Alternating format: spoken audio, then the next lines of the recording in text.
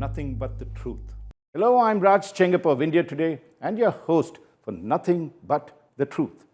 This is my weekly X-ray of key issues that matter to you without holding back on the truth. When Prime Minister Narendra Modi picked up the phone to speak to US President Donald Trump on the evening of February 2nd, it was arguably the most consequential foreign and economic policy call of his tenure. Mind you, it was not just another diplomatic exchange between two leaders known for their personal chemistry. It marked the final act. The call marked the final act of a carefully choreographed tightrope walk, one aimed at pulling off an economic coup of historic proportions. The moment carried echoes of another turning point in Indian economic history, much like the summer of 1991, when Prime Minister P.V. Narasimha Rao and his Finance Minister Dr. Manmohan Singh dismantled the license permit Raj and opened the economy to global competition. Now, Modi appeared to be attempting a structural reset of what was India's uneasy, often defensive relationship with international trade itself. For decades, India treated global trade with suspicion, embracing it selectively, retreating back whenever political costs mounted, and relying heavily on its vast domestic market to drive growth. That model did deliver respectable outcomes, but it also bred complacency. It protected industry, there was no great economies of scale, there was a very weak integration into global value chains, and that resulted in a chronic underperformance in manufacturing and exports. The phone call that Prime Minister Modi made to President Trump signaled that this era may finally be ending. Now, in the months leading up to that call, Prime Minister Modi had been quietly building momentum for what could become India's most ambitious international trade outreach since India's independence. It would culminate in India signing or concluding trade deals with a group of countries whose combined GDP stands at close to $60 trillion, roughly half of the global output. Together, these agreements that India would sign signal the crystallization of a new trade doctrine. And that is, India is no longer hedging between openness and protectionism. It is consciously preparing to compete with and alongside the world's most demanding and best economies. The assumption that India could indefinitely grow by leaning on domestic consumption, government spending, and a protected manufacturing base has now been decisively challenged. And as one senior policymaker put it privately, and I'm quoting him, the old model had reached its limits. You cannot become a $30 trillion economy by selling largely to yourself.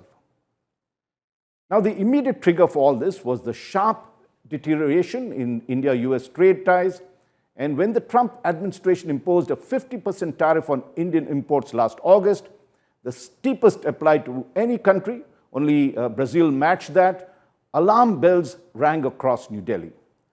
Now, despite the warm rhetoric between Modi and Trump, the economic impact to India was severe. The United States is India's single largest trading partner. The tariffs hit labor-intensive sectors first: textiles, gems and jewelry, leather goods, of course, and footwear. Now, these are industries that employ millions and millions and are politically sensitive. Exporters warned that prolonged tariff barriers could force factory closures, immense job losses, and order cancellations at a scale that India will feel the pinch. For Prime Minister Modi, this created a dual compulsion. Securing tariff relief from Washington became economically unavoidable. And at the same time, capitulating without leverage would weaken India's strategic autonomy and invite domestic backlash. In short, if Prime Minister Modi didn't negotiate a win-win deal with the US, it could be disastrous for him politically. And therefore, the solution lay in sequencing and signaling strength. So Prime Minister Modi employed two master strokes that I'm going to talk about. The first is the decisive move to conclude a long-pending free trade agreement with the 27-member European Union, or the EU. Now, this had been pending for almost 2 decades now, and with a combined GDP of $20 trillion, the EU is the world's third largest economy. For India, it is already the largest goods trading partner, accounting for 11% of merchandise exports of India's. Yet, the relationship is lopsided. India accounts for barely 2.4% of total EU trade and ranks only 9th among its partners. That gap underscored both opportunity and underperformance. Speaking to India today, Union Commerce and Industry Minister Piyush Goyal described how India altered its trade negotiating posture, and he told me, "We adopted an honest and plain-speaking approach. Our objective was not to posture or moralize, but to push for fair deals so that our partners recognize India as a trusted country that will help their economies grow in the future." And then he went on to say, "We wanted to capture the low-hanging fruit and not make perfect the enemy of the good." And this marked a clear departure from India's approach during Modi's first term, where skepticism towards free trade agreements dominated policymaking. And if you recall, in 2019, India walked away from the 15-nation Regional Comprehensive Economic Partnership, or RCEP, fearing import surges, especially from China, and an exposure in its sensitive sectors such as dairy and agriculture. Now, at that time, the decision was politically popular. Strategically, it also revealed that India's limited leverage in mega bloc negotiations. So India really seemed to be putting the barriers across, getting more protectionist during the first term, especially after it had rejected the RCEP. Then, as the world we knew it changed, the COVID pandemic shattered long-held assumptions about globalization. Supply chains fractured, trust became as important as cost. Countries began what is called friendshoring production, seeking reliable partners rather than merely the cheapest ones. For India, this exposed a vulnerability because despite higher tariffs and rhetoric around self-reliance, import dependence, particularly on China, continued to rise right through COVID. Meanwhile, global capital-seeking diversification often bypassed India to concerns about scale, standards, logistics, reliability, and trade access. And so the China plus one option, with India being that plus one, just didn't happen. Now at home, structural weaknesses became harder to ignore. Goods exports plateaued, that is, merchandise exports plateaued, and this was masked only by surging services exports. So everyone thought that exports was actually growing, but goods trade had plateaued completely. You could see almost flat line as a chapati that was happening in the last 5 or 6 years before we began the trade outreach that was there. Now, overall, at this time, exports accounted for just 21% of GDP, and manufacturing share of GDP remained stuck around 17%, well short of the government's own 25% target that it set almost a decade ago. Now, just to give you an idea, India's overall share of international trade was just around 2.5% as compared to China's 15%. India's growth had increasingly relied on government capital expenditure and public consumption. These are known as the 2 out of 4 engines that drive an economy. The other 2 engines, private investment and exports, were failing to pull their weight. They were just not firing. The conclusion became unavoidable. Manufacturing growth without export competitiveness was a dead end. What then followed was a burst of trade diplomacy by the Modi government. Now, India concluded from 2021 onwards agreements with Mauritius, the UAE, Australia, and the European Free Trade Association. In 2025 alone, it signed major pacts with the UK, Oman, and New Zealand. But speed was only part of that story. In fact, during all these trade negotiations, method mattered even more.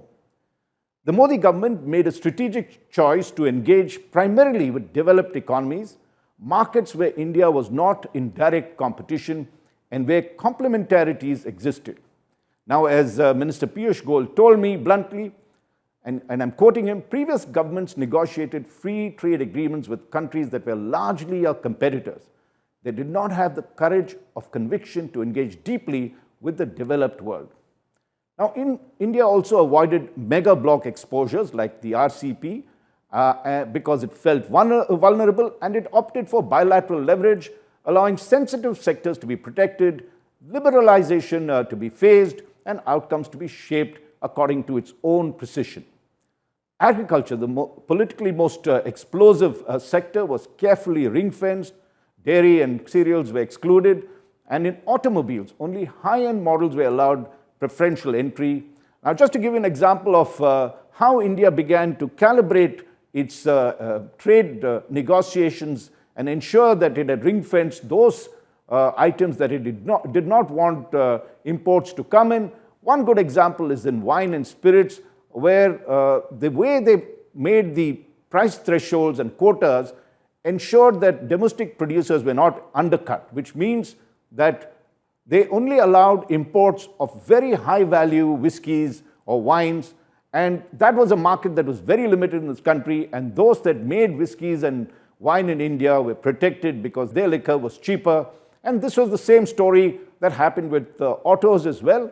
What India did with its recent deal with EU was that it ensured that any car below 15 lakhs, rupees 15 lakhs would not be sold in India. If it is being imported from EU, it will face extensive taxes, and those that were above that could be imported at a much more reduced duty. And there again, the market is very small, and therefore, the Commerce Secretary told us that barely 3% of India's auto market was being exposed, and yet we got a lot of export potential in terms of auto parts into Europe. And that was the kind of deal making that has gone into the current round of negotiations, the current, let's say, the raft of treaties or agreements that we have signed, trade agreements that we have signed.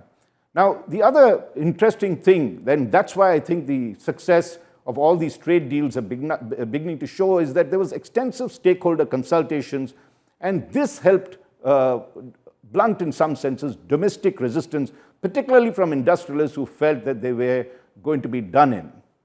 Now, as a result, even the Swadeshi Jagran Manch refrained from opposing the deals. If you know that the Jagran Manch is the champion of self-reliance and has been sometimes one of the government's most vociferous critics if it attempted to open out the economy where it felt there wasn't an equal footing.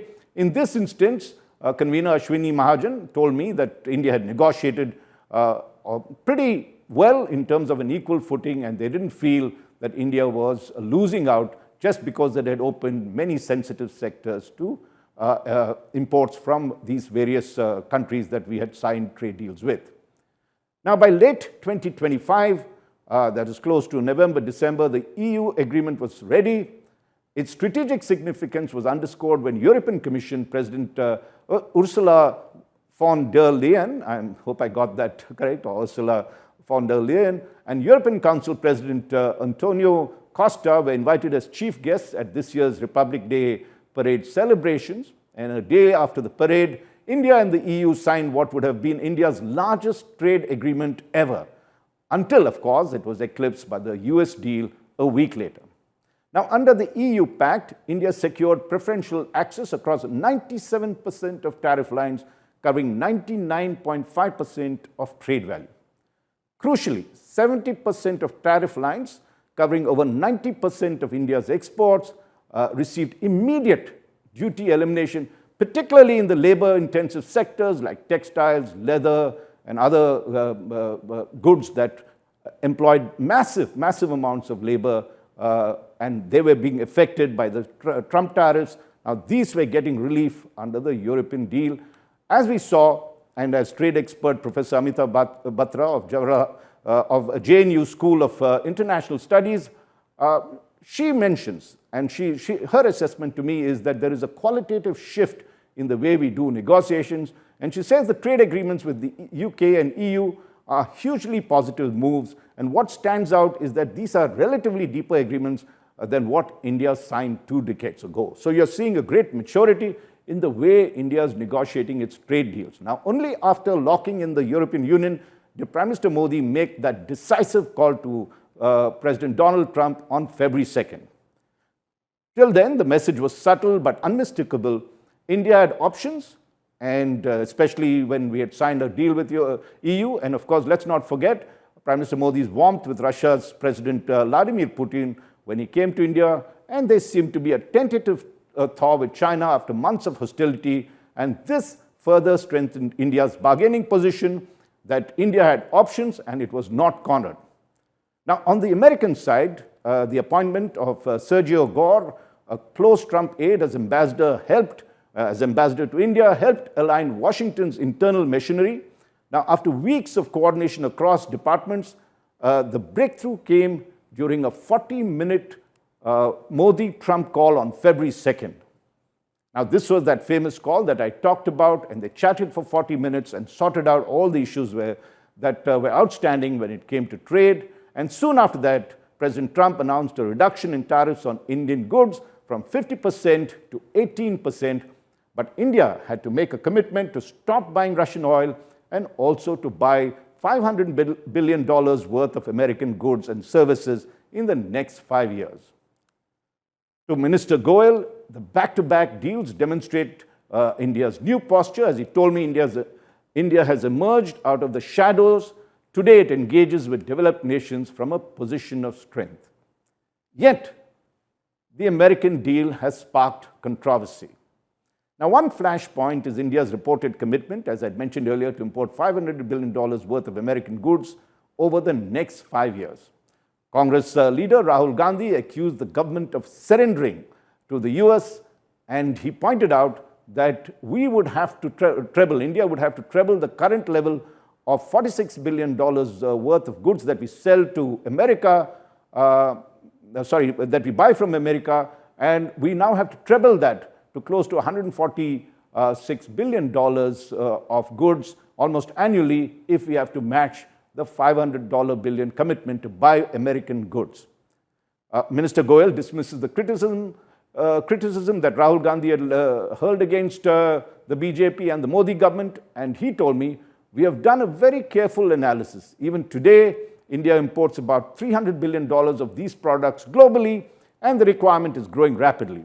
And he laid out the sectors: energy, semiconductors, aircraft, coking coal, and critical minerals. And he argues India will need all these, and regardless of the origin, will have to import it. And he estimates that to be $2 trillion annually in a couple of years. And therefore, he says $500 billion would be easy in his mind to meet the American demand and the commitments that India made on that.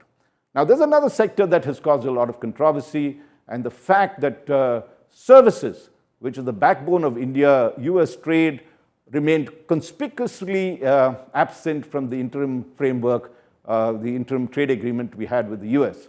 Now, a top expert told me, India's strength in services must not become an afterthought. The challenge is to ensure future trade negotiations secure mobility, data access, and regulatory coherence, not just good market access. And so this is one of the criticisms, that this trade deal didn't look at the services sector. It focused largely on the goods sector, which actually benefited United States, whereas we had a great advantage on services sector. And the feeling was that the government should have negotiated and got a better deal on that front, because as you know, there's a lot of pressure on H-1B visas and the entire system. Of course, Minister Goel counters that tighter visa regimes will in fact be beneficial to India, because as he argued when he spoke to me, that it will accelerate these global capability centers in India. These GCCs, almost 1,800 of them have come up, and this would boost domestic employment and foreign exchange earnings. And the way he explained it to me was very interesting. He said, look, right now all our youngsters are going to the US, have to, whether it's in New York or in Tokyo or wherever they would like to go in any other part of the world, they can do much of that work sitting anywhere. Thanks to technology and the changes that are there, you really don't have to go abroad. So what India is doing is setting up these GCC centers that enables our youngsters to go and work in these centers. They will be close to home, they will eat Indian food, they will shop here, they will bring a lot more money rather than go there and live very sparsely and have trouble with visas and everything else. So he says, let's take this as a positive and let's work towards strengthening our GCC and our employable centers within the country. An argument which looks interesting, but it has to be proven on the ground that it'll be a substitute for this huge amount of workforce that heads towards the US from India. Now, let's get to the harder points. Signing trade agreements, however ambitious, is only the opening act. The real test of India's great opening up lies not in negotiating rooms in Brussels or Washington, but on factory floors, ports, laboratories, and state capitals across India. Modern trade is no longer primarily about tariffs. Tariffs are the visible headline numbers. The real battleground, as we would see in future, lies elsewhere. And this, if you look at EU and all the developed countries that we would sign agreements with, is in their standards, their certifications, their compliance, the costs, the logistics, efficiency, innovation capacity, and the ability of firms, Indian firms, to deliver at scale, on time, and at a predictable quality. That's going to be critical. There's going to be so much of this when you get into the developed countries' economies that you have to work to ensure that this happens if you really have to exploit the opportunity. Now, I spoke to a trade expert, Professor Biswajit Dhar, who offers a very, very blunt warning. And it's good to listen to him because he says, many policymakers still think trade is only about tariffs. In reality, developed countries have erected sophisticated barriers through environmental rules, health standards, certification regimes, and climate-linked measures. Now, he says if Indian exporters are not prepared, preferential tariffs will not translate into real market access. Now, one of the things he cautions about is Europe's carbon border adjustment mechanism, which will impose additional costs on carbon-intensive exports unless producers can demonstrate low emissions.